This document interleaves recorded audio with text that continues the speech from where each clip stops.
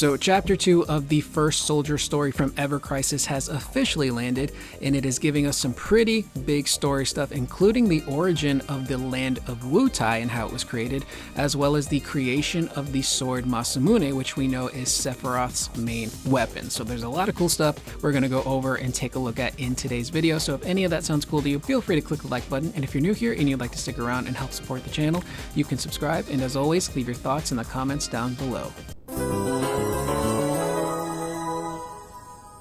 So once again, thank you to FozFoz on YouTube for playing through this chapter and uploading it to YouTube, making it available for all of us to check out. So I'll leave a link in the description down below for you guys to go to FozFoz's channel to subscribe to stay up to date with all of the cool Ever Crisis stuff. Now, before we get into Chapter 2, let me go ahead and get you guys up to speed by doing a recap of Chapter 1. Now, this is the first meeting of young Sephiroth and young Angeal, and they are tasked with a mission of going to Robio, which is an area near Wutai. Why? Shinra wants them there because they're sensing some really powerful energy sources coming from the island, and of course, they want it for themselves.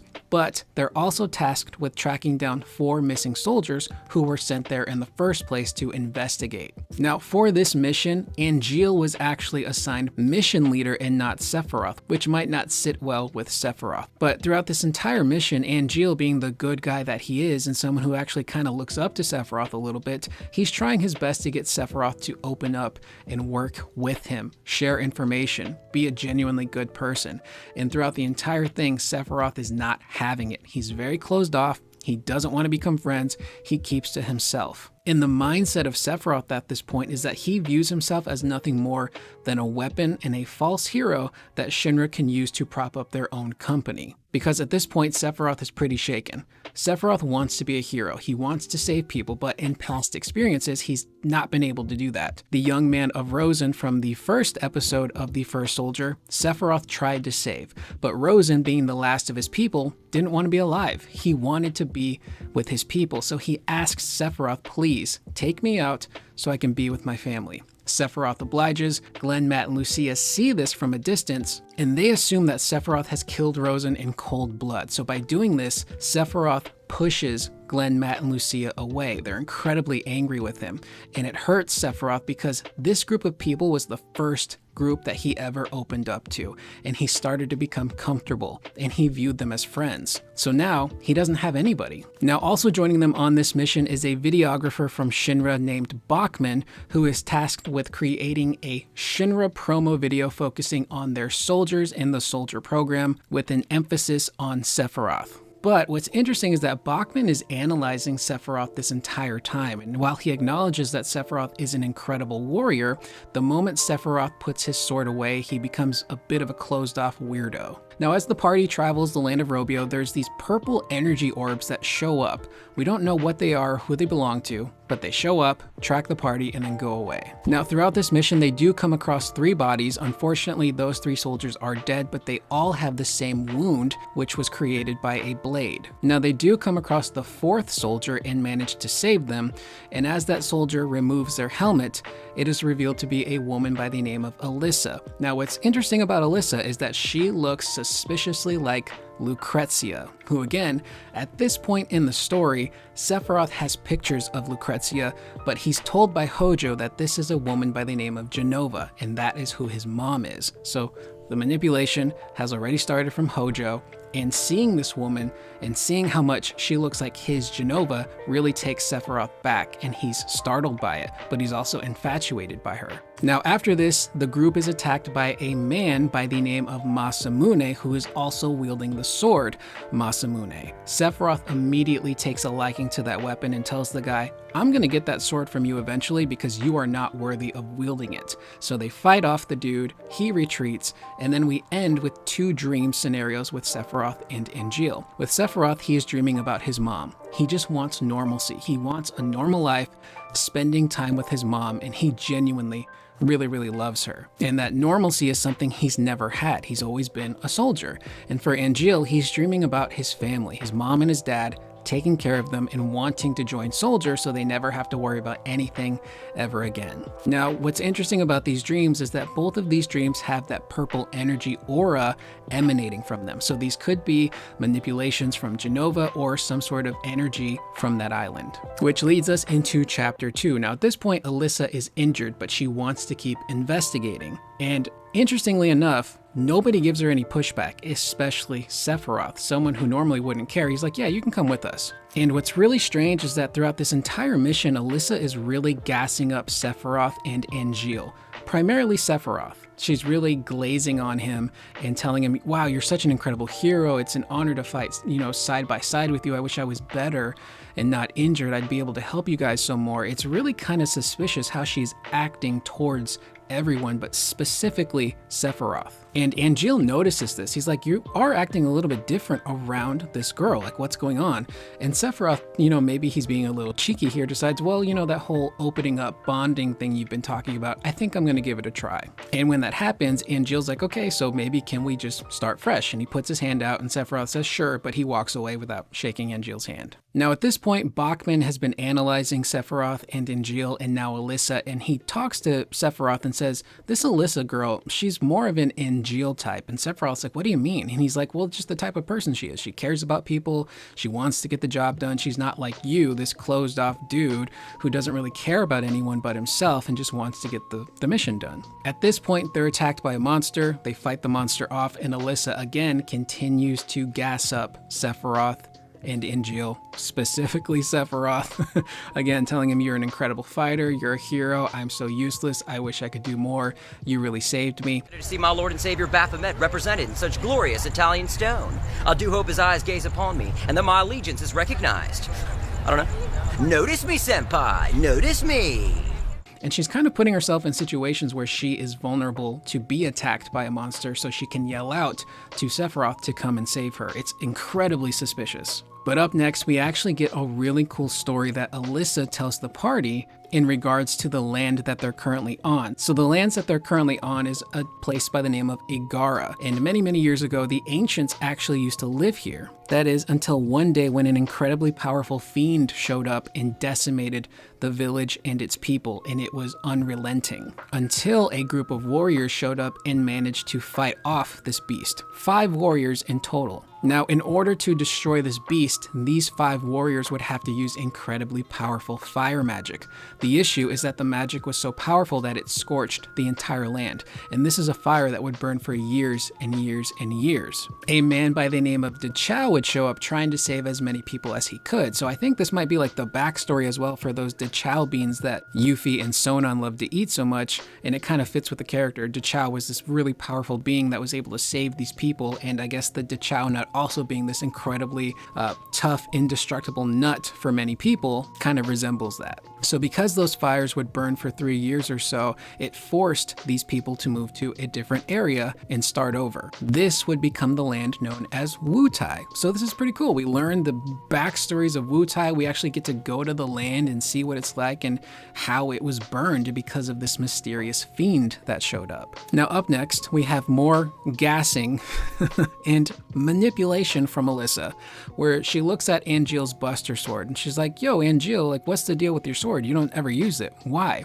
And Angeal responds by saying, well, it's a bit of a good luck charm, and we'll learn a little bit later on why that sword is important to Angeal. But Alyssa at this point is like, Sephiroth, you're such a hero. You should have a really big, cool sword too. It would look really cool, right? And Sephiroth normally would be the type of person who would either ignore that or be like, yeah, no, that you're crazy, that's not me. But suspiciously, he ends up agreeing with her. He's like, yeah, actually, you're right. I think I could use a cool new sword. And his mind flashes back to that first encounter they had with Masamune and how that sword immediately just jumped out and was speaking to him. Now, it's also at this point that Alyssa reveals to the group that she is also a modified soldier with special cells. Bachman responds by saying, oh, I heard something about this meteorite that Shinra found, and they scraped a bunch of stuff off of it and then used those for the cells. And this actually kind of upsets Alyssa. She's like, oh, don't tell me you're someone who is spreading that rumor too, which just makes me even more suspicious of this Alyssa character. You already look like Lucrezia, you're downplaying the meteorite that crash landed on the Earth, and the stuff that was used from it in Genova is creating these soldiers. Like, what are you hiding? Are you even a real person? Because there's so much intrigue going on. It's fascinating.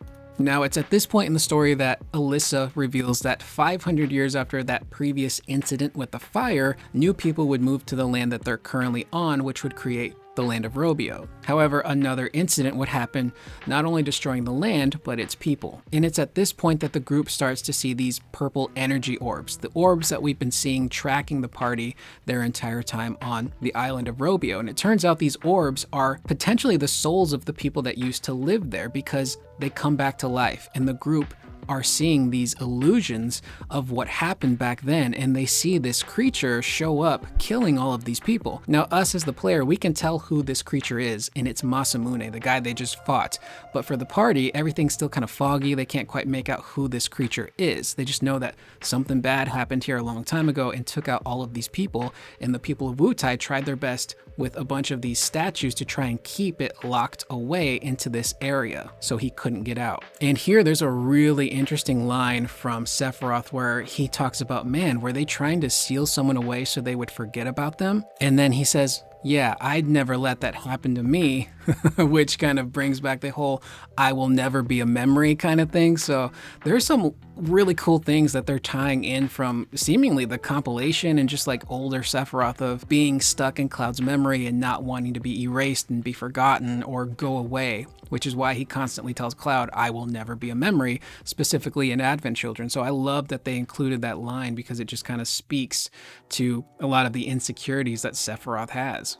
Now here is where we get the backstory of the sword itself, the Masamune. And it turns out this man we've been seeing who's wielding the Masamune was the village blacksmith in Robio. He would end up crafting this sword, which would become his finest work. But something about this sword was driving people crazy, and the villagers loved it so much that they were literally fighting and killing each other trying to get their hands on Masamune. Eventually, the power of this sword would get to Masamune's head, and he would start killing the villagers one by one at night to protect the sword and keep it for himself. So it essentially drove him mad. And this man has been roaming these lands for hundreds of years, and it's not until now that Shinra is kind of pinpointing his energy signal because they want what he's got, and it's that Masamune. Now, the group does come across a temple, and they hear a bell ringing within this temple, and Sephiroth can tell, I think the Masamune is in here, it's calling to me, I need it. He keeps talking about how this sword is mine, it is meant to be mine, and he has a really interesting line where he says, I need to get it back. And Angeal questions it like, back? What do you mean? And they do not elaborate on it. So now I'm starting to wonder, are there some sort of weird time travel shenanigans happening with Sephiroth that connects to the 7 Remake trilogy? We've seen Sephiroth on the edge of creation. We've seen him contemplating his life. We know that the Sephiroth that we're battling in this trilogy is probably a post-Advent Children Sephiroth with a ton of knowledge. So that one line of him saying, I need to get this blade back, and Angeal being the only person to question it, like, what do you mean back? You never had it, is super intriguing. So I can't wait to see them follow up on that specific line of what Sephiroth means. So it's at this point that Bachman is kind of reflecting on the mission that they've been on and the stories they've been told, the origins of Wutai and the Masamune, and he's noticing that Sephiroth is actually starting to grow as a hero, and he's starting to step into that role that Shinra wants him in as the face of Shinra, this war hero that he would eventually become. And it's at this point that we get more dream sequences, again with that purple kind of aura emanating from the sides, where Sephiroth once again dreams of his mom. This time they're in a field of flowers and they're on a trip together. And Sephiroth loves this. Again, Sephiroth's a bit of a mama's boy. He clearly just so badly wants a normal life with his mom, not as a soldier. And in this dream, she's telling him, I'm so proud of you. You are such a great hero. I love you. And Sephiroth is saying, like, when I'm next to you and I have you in my life, I feel invincible. And when I'm fighting for you, it means that I will never stop fighting, which if these dreams are being somehow influenced by Genova, and Alyssa has ties to Jenova, and she's kind of manipulating not only his thoughts and actions, but his dreams.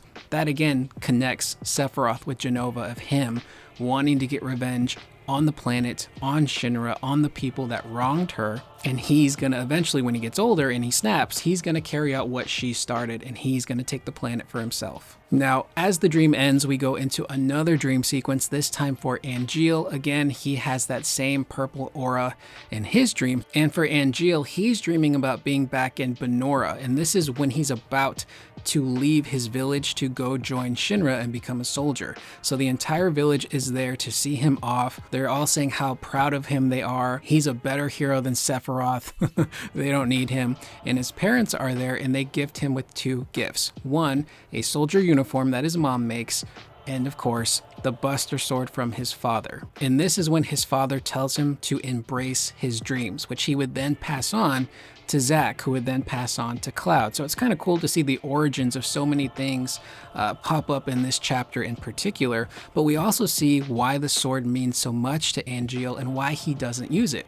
This was a gift from his family, his father in particular. His father scraped up all the money he had left to create this weapon so his son could go join soldier and become a hero. His mom would then create the uniform for him to kind of complete the ensemble. So the sword means a lot to him. It's not just his good luck charm, it's something that reminds him of his family. As long as he has that sword, his family is always with him. That's how important it is to him, and it adds even more weight to Angeal's actions in Crisis Core in the rare occasions where he does use that sword to protect Zack. And it shows how much Zack means to him and how important he is. He's willing to use this weapon that his family gave him, that he rarely uses, to save someone he cares about.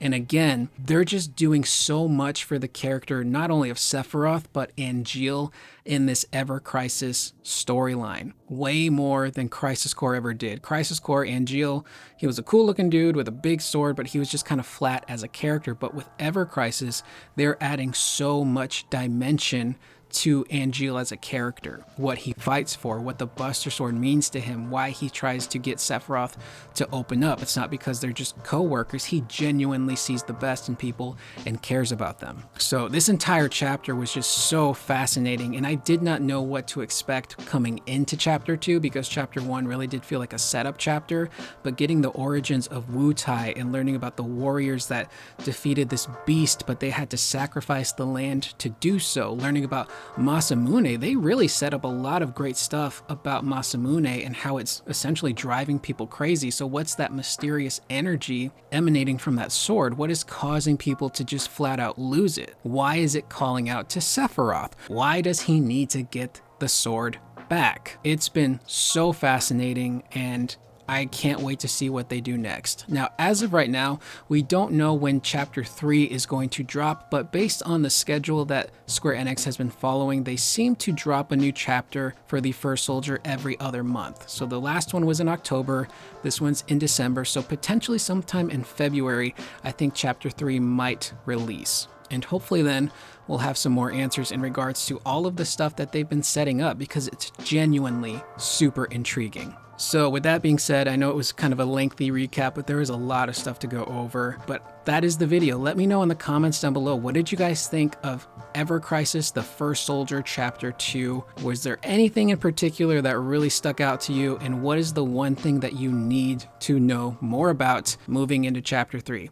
I am Curious Corduroy. I will see you guys in the next video. Please remember to always be excellent to one another.